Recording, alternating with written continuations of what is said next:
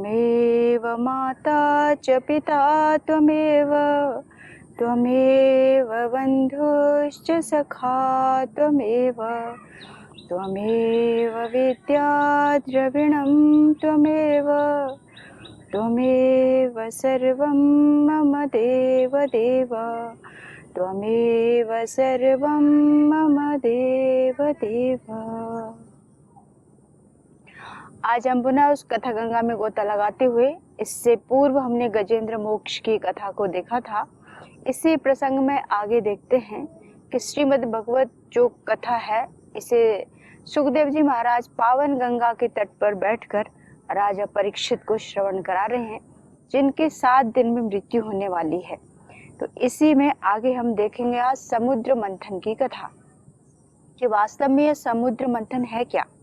समुद्र का मंथन ये मतलब दृष्टांत है एक, इसे हम साइंटिफिक क्या इसका रीजन है इसे हम देख सकते हैं, और हमारे आध्यात्मिक जो ग्रंथ हैं उसमें इसका क्या अर्थ लिया गया है। तो यहाँ समुद्र मंथन से तात्पर्य है अपने आत्म मंथन से, अपने अंदर का मंथन करना, कि वास्तव में आपके अंदर है क्या क्या और इसकी खोज हम कैसे कर सकते हैं। इसी का चिंतन मनन करना, इसकी खोज करना ही समुद्र मंथन है। तो यहाँ पर देवताओं के जो सिंहासन है उस पर असुरों का राज्य हो जाता है। उस समय देवता परेशान होकर के भगवान की शरण में जाते हैं और वहाँ निवेदन करते हैं कि भगवान कोई मार्ग बताइए। तो प्रभु एक ही मार्ग बताते हैं कि समुद्र मंथन करना चाहिए। यानी समुद्र मंथन की कथा ये पुरुषार्थ की बात करता है। यहाँ पर सामूहिक रूप से किस तरह से हम प्रयास करके अधिक से अधिक उद्योगों में सफलता प्राप्त कर सकते हैं, एकीकृत की बात करता है, सामूहिकता की बात करता है समुद्र मंथन। जैसे बहुत सारे देवता और राक्षस एक साथ मिलकर के समुद्र मंथन जैसे किया, वैसे ही उद्योग में सफलता प्राप्त करना है। जीवन में आप तरक्की प्राप्त करना चाहते हैं, ऊंचाइयों पर पहुंचना चाहते हैं, तो इसके लिए सामूहिक प्रयास की आवश्यकता है। जब व्यक्ति एक अकेला किसी दिशा में बढ़ता है तो सफल हो जाए ऐसी बहुत कम संभावना होती है, लेकिन सामूहिक रूप से किसी कार्य के लिए प्रयास किया जाता है तो सफलता जरूर मिलती है। यही शिक्षा हमें समुद्र मंथन से मिलती है। अब समुद्र मंथन जो किया गया, इसका रीजन क्या था, तो अलग अलग मत हैं सबके। कोई कहता है कि ये माँ लक्ष्मी जो समुद्र में चली गई थी, उन्हें पुनः वापस लाने के लिए किया गया। कुछ का कहना है कि अमृत कलश की प्राप्ति करना था देवताओं को, इसलिए उन्होंने समुद्र मंथन किया। तो यहाँ पर वास्तव में देखा जाए तो लक्ष्मी माँ समुद्र में गई, इसका कारण क्या था। तो यहाँ पर कहा जाता है कि दुर्वासा ऋषि जो थे अपनी तपस्या ध्यान साधना करके निकल रहे थे, उसी समय इंद्र का सामना होता है दुर्वासा ऋषि के साथ। तो ऋषियों का स्वभाव होता है, उन्हें जो भी प्रसाद मिलता है, चाहे वो माला हो, फल है, कुछ भी हो, जो भी उनके सामने आता है वो उसे दे देते हैं। ऐसे ही इंद्र को उन्होंने जो माला उनके गले में पड़ी थी वो इंद्र को दे दी। अब इंद्र तो इंद्र है, उन्हें अपनी पदवी का बहुत गर्व हो गया कि कहाँ के संत फकीर, इनका कुछ तो भी है नहीं, ऐसे ही विचरण करते रहते हैं। उनके कंठ की जो माला थी इंद्र ने उतार करके अपने हाथी के मस्तक पे रख दी। अब हाथी तो हाथी, तो हाथी ने उस माला को नीचे गिरा दिया और अपने चरणों के नीचे डाल के कुचल दिया। ऋषि ने देखा, इसने तो ऋषि के दुआ गया जो प्रसाद, चाहे माला हो या फल हो, प्रसाद तो प्रसाद होता है, उस माला को नीचे डाला और पैरों के नीचे जब कुचलते हुए देखा तो ये चीज दुर्वासा ऋषि से सहन नहीं हुई, और वो बड़ा क्रोधी स्वभाव के थे। उन्होंने इंद्र को श्राप दे दिया कि तेरा जो भी ऐश्वर्य है, जो संपदा है, वो सारा नष्ट हो जाएगा। जब दुर्वासा ऋषि का श्राप लगा तो लक्ष्मी माँ को पता चल गया, क्योंकि वही ऐश्वर्य की देवी है, तो वो समुद्र में चली गई। अब जो भी राजपाट था इसका इंद्र का, सब छिन गया, श्रीहीन हो गया। तो समुद्र मंथन जो है, ये दुर्वासा ऋषि के श्राप के कारण माँ लक्ष्मी चली जाती है समुद्र में, उनकी खोज के लिए, दोबारा उन्हें लाने के लिए किया गया, ऐसा कुछ मत मानते हैं। तो यहाँ पर इंद्र का श्रीहीन हो जाना यहाँ पर बताया भी है कि समाज में जो भी हमारे संत समाज हैं या सिद्ध पुरुष हैं, जो जिनकी धरोहर है, उसे हम अपना करके अपने जीवन को उत्तम से उत्तम बना सकते हैं। लेकिन वही जो मंदमती हैं, जड़मती लोग हैं, जो विनाश के जब दिशा उन्हें मिलने वाली होती है तो पहले ही संकेत होने लगते हैं। किसी भी ऋषि का अपराध भगवान का अपराध ही कहा जाता है। तो 5 मेन गुरु माने गए या 5 रत्न कहे जाएं संसार के वर्तमान में, तो वो है माता पिता, गुरु, भगवान और संत। इनका कभी भी अपमान मत करना। जो संतान माता पिता का अपमान करते हैं या गुरुजनों का अपमान करते हैं तो वो किसी भी तरक्की को प्राप्त नहीं कर पाते। माँ बाप इस धरती पर भगवान का दूसरा रूप है। माँ बाप का अपमान करने वाला बच्चा कभी सुखी हो ही नहीं सकता। जिसने अपने माँ बाप को इज्जत नहीं दिया, जो माँ बाप की सेवा नहीं किया, वो कभी सफलता प्राप्त नहीं कर पाता और ना ही जीवन में कहीं सुख शांति मिलेगा। अगर उसने ऐश्वर्य कमा भी लिया तो आज नहीं तो कल वो छिनने वाला है। जो माँ बाप की सेवा करता है तो भविष्य में जब वो कहीं कदम बढ़ाएगा तो उसे भी वही मिलेगा जो उसने बीज बोया था। तो जब माँ बाप की आप सेवा करोगे तो आपके बच्चे होंगे तो वो आपकी सेवा करेंगे, नहीं तो बच्चे अनुकरण करते हैं। जैसा माता पिता करते हैं वैसा ही बच्चे भी। तो कभी भी माता पिता का, गुरुजनों का और संत समाज जो है और भगवान, इनका कभी अपमान न करना। कई बार लोग मंदिर में तो जाते हैं, केवल ये मूर्ति है ऐसा भाव लेकर आप जाओगे तो वो आपको पत्थर की मूर्ति के सिवाय और कुछ नजर नहीं आएगा। जैसे मीराबाई थी, उनके हाथ में एक भगवान की छोटी सी प्रतिमा थी, उसी को लेकर घूमती थी कि यही मेरे गिरधर गोपाल हैं। तो ऐसे मंदिर में जाओ तो भगवान साक्षात वहाँ विराजमान होकर के आप जो कुछ कर रहे हो या जो प्रार्थना आपके द्वारा हो रही है, प्रभु उसे श्रवण कर रहे हैं। इस भाव से जब प्रार्थना करोगे तो भगवान सहायता करते हैं। जैसे एक छोटी सी घटना है, सत्य घटना है ये। कुछ यात्रीगण केदारनाथ जा रहे थे। श्रद्धालुगण जाते हैं, या तो सामूहिक जाएं या फिर अकेले अकेले भी जाते हैं। तो कुछ गांव के लोग थे, बस फुल भरी हुई थी, भगवान के केदारनाथ की यात्रा के लिए निकल पड़ते हैं। तो देखा तभी वहाँ पर तो पहाड़ियाँ हैं तो अलग मोड़ आते हैं, तो उसको पता नहीं चला ड्राइवर को। सत्य घटना है ये। थोड़ी दूरी पर जा करके उसकी बस जो है, जैसे उसने बचाने की कोशिश की तो वो खाई की तरफ गिरने ही वाली थी। उसी समय वहाँ एक संत आते हैं और अपना पैर वहाँ बस के नीचे लगाया और सभी यात्रीगणों को बोला कि आप आराम से धीरे धीरे सब उतर जाइए। और जैसे ही सारी बस खाली हो गई, महात्मा ने अपना पैर पीछे खींचा, बस जाकर के खाई में गिरी। तो कहने का मतलब ये है कि भगवान किसी न किसी रूप में आपकी रक्षा करने के लिए तत्पर रहते हैं। इसलिए कभी भगवान का, माता पिता का और संतों का भूल कर भी अपमान मत करना। अगर संत क्रोधित हो जाएं तो उन्हें मनाने का जो प्रयास है, वहाँ पर सच्चे भाव से, प्रायश्चित भाव से जब आप अपनी भूल का प्रायश्चित करते हैं तो उसको भगवान क्षमा दान भी देते हैं। ऐसे ही एक छोटे से भक्त की कहानी है। बड़ा ही प्यारा भक्त था। जब भगवान के दर्शन करने के लिए केदारनाथ की यात्रा पर निकलता है, वहाँ पर तो 6 महीने खुलते हैं और 6 महीने कपाट बंद हो जाते हैं जब बर्फ पड़ने वाली होती है। तो भक्त पद यात्रा करते करते करते करते अपनी धुन में भगवान के दर्शन करने ही हैं, इस भाव के साथ चलते चला जा रहा था।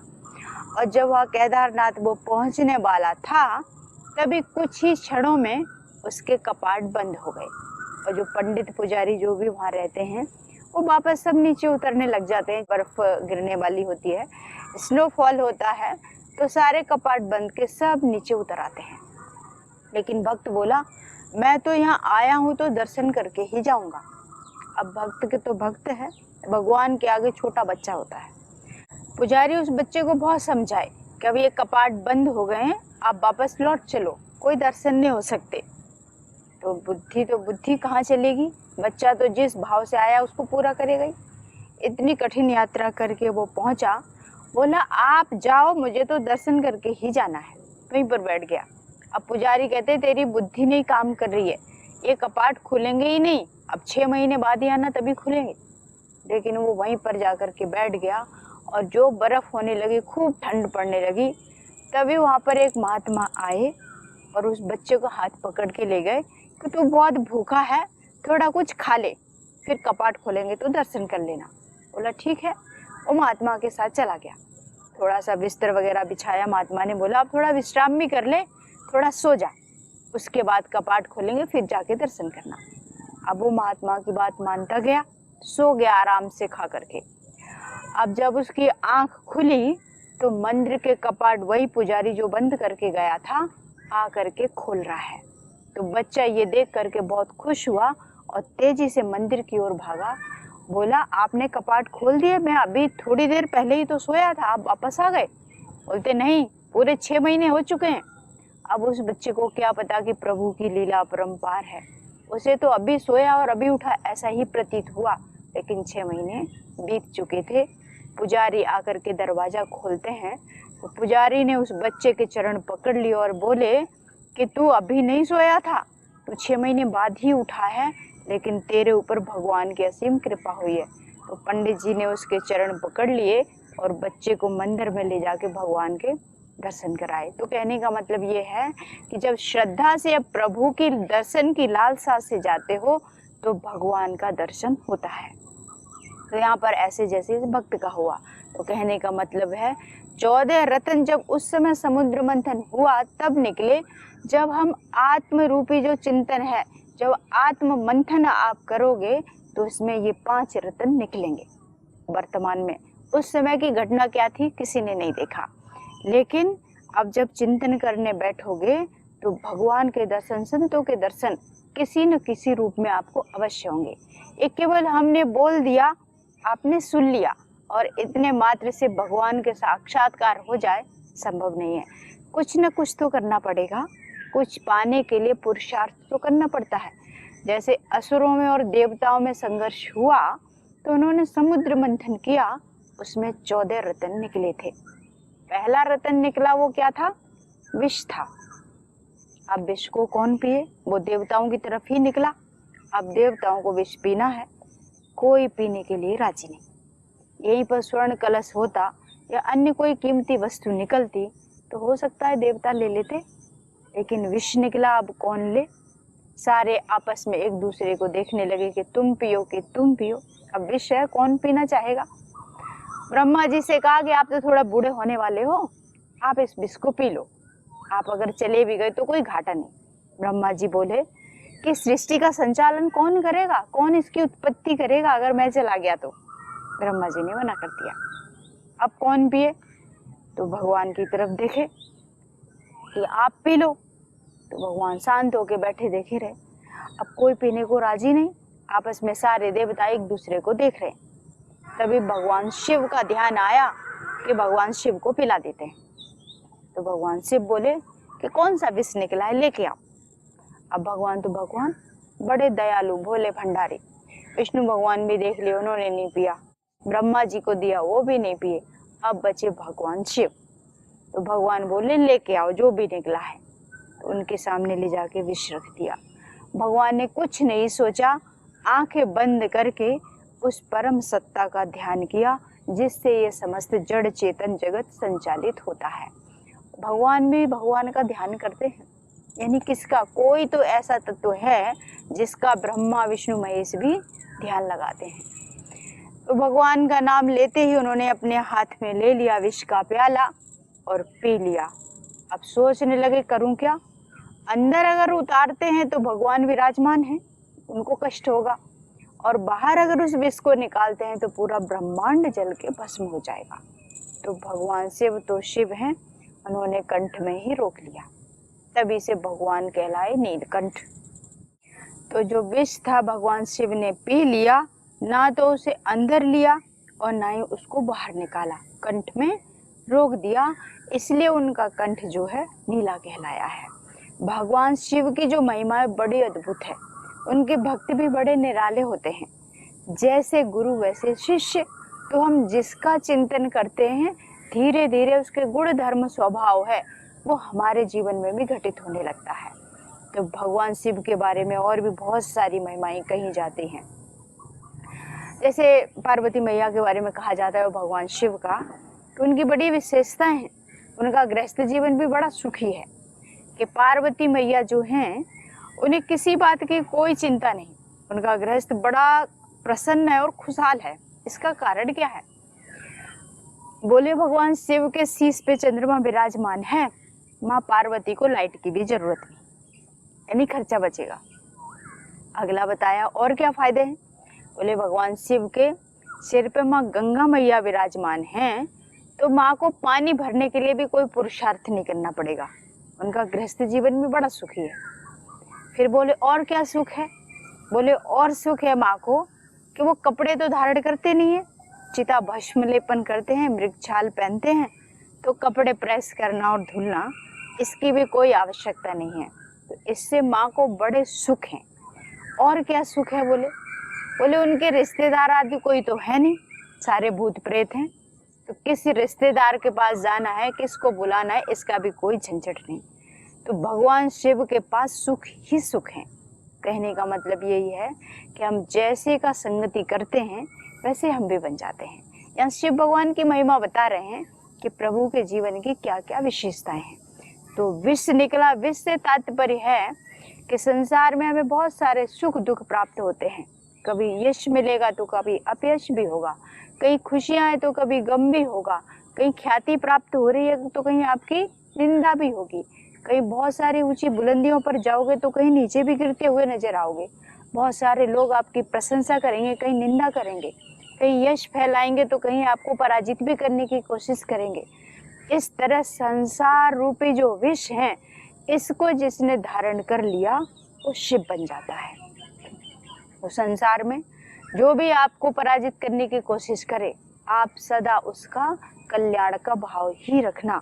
हम जो चाहते हैं वही सोचें और वही दूसरे व्यक्ति के प्रति भाव रखें, तो वो व्यक्ति आज नहीं तो कल वैसा ही बन जाएगा जैसा आप चाह रहे थे। तो संसार में बहुत सारे सुख दुख आएंगे, ख्याति भी मिलेगी, निंदा भी होगी, लोग गालियां भी देंगे, हो सकता है आपको इतना अपमानित कर दें कि आप मरने तक की सोच सकते हैं। इन जिन विषयों को जिसने पी लिया तो वही शिव बन जाता है। तो समुद्र मंथन में जो पहला रत्न निकला वो विष बताया, यानी संसार के कड़वे मीठे जो फल हैं उसको जिसने चखना सीख लिया वही शिव बन जाता है। तो संसार में कभी कोई संकट आ जाए तो उसे ना तो अंदर उतारना, अगर अंदर आप उतारते हैं तो आप खुद अशांत हो जाएंगे और बाहर किसी को बोलते हो जाकर अपना समझकर। संसार का नियम है, आप बहुत दुखी हैं, लोग इतने भाव से आपको पूछेंगे, आपको लगेगा कि इसके जैसा मेरा शुभचिंतक इस दुनिया में कोई है ही नहीं। और वास्तव में देखा जाए तो इतने भाव से, श्रद्धा से, बड़े प्यार से आपके पास आया है, आपकी जानकारी लेने आया है, आपके दुखों को कम करने की भावना से जो आपके पास आकर के बैठा है, वही व्यक्ति अगले ही क्षण दूसरे चौराहे पर जाकर के आपका मखौल उड़ाएगा। तो संसार में कभी भूल कर भी कहीं मन में पीड़ा हो रही है, कहीं से बहुत दुखी हो गए हैं, किसी ने अपमान कर दिया, निंदा हुई है आपकी, तो संसार के पास रोने मत जाना। कहने की इच्छा हो रही है तो कहीं भी जंगल में जाके या घर के किसी एक कोने में एकांत में बैठकर आंख बंद करके उस भगवान को कहना कि प्रभु तेरे सिवाय इस जगत में मेरा कोई नहीं है। इस सच्चे भाव से जब कोई पुकारता है तो भगवान उसे सच में वो राह दिखाते हैं जिसकी आपने कल्पना भी नहीं की होगी। तो संसारी आपके कष्ट को कम नहीं करेंगे, यहाँ सुन करके अगले तीसरे व्यक्ति को जाकर के बताएंगे, फिर वो उससे अगले को बताएगा। इस तरह आपकी जो पीड़ा थी वो कम होने की बजाय और ज्यादा बढ़ जाएगी। तो दुनिया के आगे अपने दुखड़े को मत रोना, भगवान के आगे आकर के 2 अश्रु भी अगर आपने गिरा दिए तो भगवान उसकी कई गुना कीमत समझते हैं। लेकिन वही आंसू जब आप संसार के आगे निकालोगे तो लोग आपको शांति नहीं देंगे, आपका मखौल उड़ाएंगे।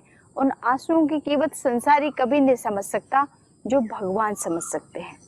तो ये संसार के जो निंदा और अपमान के जो शब्द हैं और जो कड़वे मीठे फल हैं, उसका विष जब आप कंठ में रोक लेंगे तो भगवान आपको रास्ता दिखाएंगे। तो पहला जो रत्न था समुद्र मंथन के समय, वो विष निकला। जब विष को आप धारण करेंगे उसके बाद दूसरा रत्न जो मिलेगा आपको, वो कामधेनु रूपी जो गाय निकली, वो कामधेनु जो प्रतिभा है, जो यश है, जो कीर्ति है, वो आपको प्राप्त हो जाएगी। जब संसार के दुखों को व्यक्ति झेलने की क्षमता रख लेता है तो वही लोग आगे प्रशंसा करने लग जाते हैं। कहीं आप ध्यान साधना में बैठोगे तो लोग आपका मजाक उड़ाएंगे, बोले बड़ा आया भगत बनने के लिए, कभी बगुला भगत कुछ कुछ नाम रख देंगे। लेकिन उनको नहीं पता जो बैठा हुआ है वो सच्चे भाव से पुकारता है तो भगवान उस कदम पर खड़े होते हैं। ऐसे ही एक साधक थे, सच्ची घटना है ये, कहीं गुरुकुल में रह करके गए, शिक्षा प्राप्त करी गुरु के चरणों में, उसके बाद साधना के लिए निकल गए। घोर घने जंगल में, गांव वालों को पता था कि इस जंगल में बहुत सारे जंगली जानवर आते हैं जो भी बहुत खतरनाक हैं, टाइगर है, शेर है आदि सभी। लेकिन जो शिष्य गुरु का था वो शिक्षा ग्रहण करके गया तपस्या के लिए, उसको नहीं पता था। वो तो अपनी धुन में गया कि मुझे तो भगवान का भजन करना है। जा कर के घोर घरे जंगल में कुटिया बना ली और आराम से बैठ के प्रभु का ध्यान भजन करते सुबह शाम। अब लोगों को क्या पता, लोग देखते कि प्रतिदिन ये सुरक्षित हैं, लेकिन एक दिन जंगली जानवर आए, बहुत खतरनाक, शेर आदि सब आ गए, कुटिया में घुसते चले जा रहे हैं। अब गांव वाले बेचारे सब डर गए कि आज तो ये बचेंगे नहीं। इनको बोला फिर भी ये माने नहीं। जो भी शेर था घुस गया उनकी कुटिया में, चारों तरफ घूमा, सब कुछ किया। अब लोगों को क्या पता अंदर क्या हो रहा है। परिक्रमा लगाया और चुपचाप बाहर निकल के चला गया। अब लोग जब सवेरा हुआ तो भयभीत हुए थे सभी कि आज तो महात्मा बचे नहीं होंगे। अब जब जाके उन्होंने कुटिया के अंदर देखा तो वो अपने उसी धुन में, उसी मुद्रा में आराम से बैठे भगवान का ध्यान कर रहे हैं। तो कहने का मतलब है कि संसार के जो लोग हैं वो आपको प्रणाम नहीं करेंगे, आपके द्वारा जो कर्म किया जा रहा है उसके आगे दुनिया सलाम करती है। तो सच्चे भक्त होते हैं, सच्ची श्रद्धा से भगवान का भजन करते हैं, प्रभु उसकी रक्षा करते हैं। चाहता तो वो शेर उनको खा जाता, लेकिन जो जंगली पशु है, जो जानवर है जिनको खतरनाक कहा जाता है, वो अपने स्वभाव में जीते हैं। उन्हें भी पता है कि ये पूरा ब्रह्मांड उस परमात्मा की कृपा से नाच रहा है। तो वो शेर भी परिक्रमा करके चुपचाप बाहर निकल गया। आज वर्तमान में देखा जाए तो उनके करोड़ों भक्त बन गए और लोगों की भीड़ लगी रहती है। यज्ञ आदि करते हैं, हवन करते हैं, कथा भी सुनाते हैं, सत्संग करते हैं। तो कहने का मतलब मेरा यही है कि संसार में कभी संकट आए तो प्रभु की शरण में जाना, दुनिया वालों की शरण में नहीं बच जाना। तो दूसरा धन आपको मिलेगा कामधेनु रूपी गाय, यानी आपका ऐश्वर्य, आपकी ख्याति, आपकी प्रसिद्धि ये दिन पे दिन बढ़ती जाएगी जब परमात्मा का आप चिंतन करेंगे। तो दूसरा रत्न था वो कामधेनु रूपी आपकी ख्याति, आपकी प्रसिद्धि जगत में फैलने लग जाएगी। अगला हमारा जो रत्न था वो था उज्जयी नाम का श्रावक घोड़ा, यानी जब कामधेनु रूपी ख्याति आपकी संसार में बढ़ेगी तो आपके कर्मों की गति है उस घोड़े की तरह तीव्र हो जाएगी। तो कहने का मतलब है बहुत सारे एक के बाद प्रसिद्धि आपको प्राप्त होती जाएगी। अगले रत्न क्या निकले अगले अंक में देखेंगे। इसी के साथ में वाणी को विराम देती हूँ। ओम शांति शांति शांति। ओम श्री परमात्मने नमः।